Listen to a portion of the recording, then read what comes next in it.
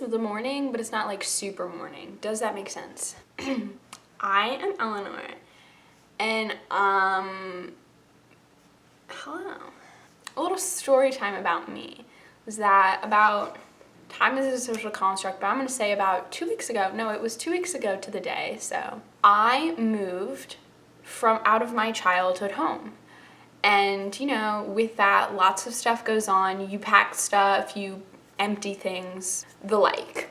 This, for me, included going through with the fam the attic and all of the random saved stuff in there. All the bins upon bins upon bins full of every single really bad painting my brother made when he was 2 because he was the oldest. And then, you know, through the years, all the work that we did as children. In the process, humor, because, you know, there is no part of me that would say that any of my work there was especially good, but it inspired me. So anyway, that brings me here today. I decided it would be really quirky to go back and read some of my old, you know, writing essays, blah, blah, blah, from all the way back on my Google Drive. So let's get into it. So I'm gonna start with the like personal email, but I honestly don't think I have anything. No, there's nothing good in here. Bro, I have literally no idea what this is, but I looked up the prices for hummus, salsa, guacamole, and tortilla chips at ShopRite, and then I went A&P, Trader Joe's, King's, and Whole Foods. I can't find anything. No, I absolutely no idea what this is. I made something called my awesome form about me. Question number 1. It just says question, and then the comment is, if you wish to remain anonymous, you can ignore this question. On a scale from 1 to 10, what would you rate me as? Why? Next, question. We have multiple choice. Blank, blank, having a fashion show, other. Question. If you don't, then write why you don't. Last one, question, and it's rate from 1 to 10. I have no idea what this thing means. I did get one response. I was rated a 10 because I'm awesome and fun. They said having a fashion show, awesome and fun, and I got a 7. So.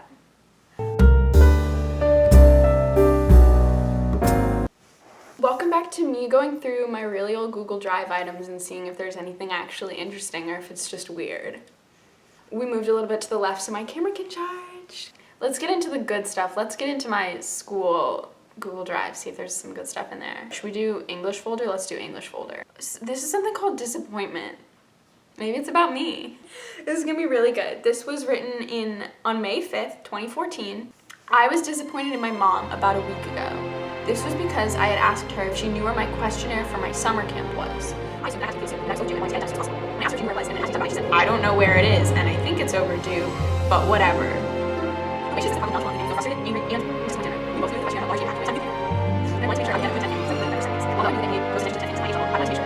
The way she acted as though it didn't matter that it was late and lost made me feel very frustrated with her, and I wanted to throw my pillows across my room.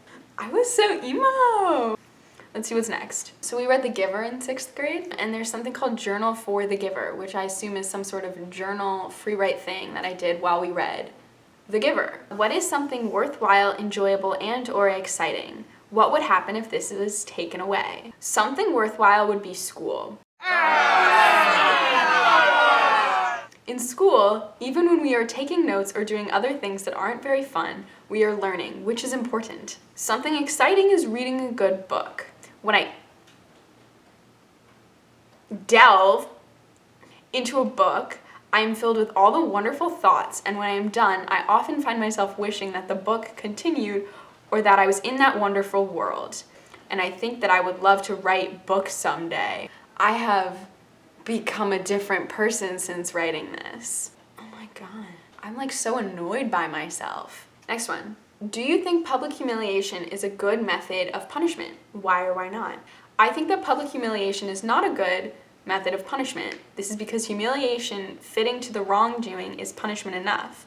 But if it is public, then the punishment is more than the person deserves. I don't understand where I just don't understand my words.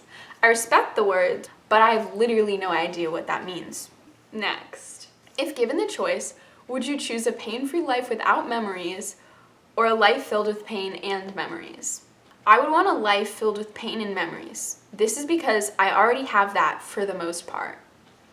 Although I don't have memories from back and back and back, I am living in the time that Jonas and He Giver and the other previous receivers had memories.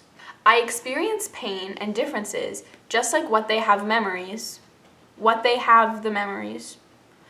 have never experiences that pain of deathly hunger or being in the middle of a war zone. I'm a skosh confused. Throughout the story, citizens apologize for mistakes, but they never say, "I'm sorry." Do you think there's a difference between saying, "I apologize" and "I'm sorry"? If so, what is the difference? I think that there is a difference between saying, "I'm sorry" and "I apologize."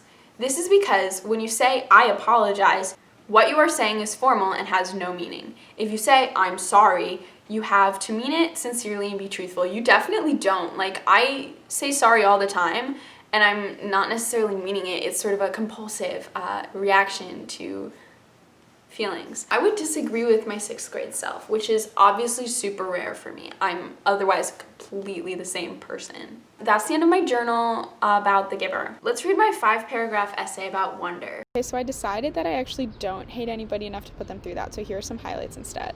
Some of my reasons are that it is easy to relate to, has a perfect balance of sad/suspenseful parts and happy/funny parts, and reminded me to never judge a book by its cover. Who let me use slash in my freaking essay? Jack was talking to the popular kids who didn't like Augie, so he felt pressure to act like he didn't either and say, "If I looked like him, seriously, I think that I'd kill myself." Whoa. Bro, I do not remember the plot of Wonder. Did not know that this kid named Jack said that. That's drama. There's just not a lot of good argument here. Wonder has a wonderful lesson that every incoming 6th grader needs to learn. Okay? Like, let's check science folder. Oh my god, I wrote a story about calcium. I'm so excited. I'm Kelsey, calcium in the body of Audrey. Audrey doesn't ingest a lot of calcium, so I move around a lot. I'm going to tell you a story of the first moving day for me. I woke up feeling drowsy and turned to my mom, who was up early packing up all her possessions. Confused, I asked her what had happened. She told me that our cousins had called and the osteoclasts were reconstructing our home bone, the radius. Luckily for us, the osteoclast who's reconstructing our house was very polite during the process. When we finally reached the epiphysis, we parted ways with the osteoclast and met our osteoblast, who took us to the bone that we would live in next, the clavicle. These days, I am used to the moves and tend to enjoy them because of the exhilarating rides around my body. I love being calcium, but sadly, the moves will be so frequent because of the small amount of calcium in Audrey's body. Audrey, if you're out there, you better get some more calcium. Like, drink some milk, I don't know, take a supplement.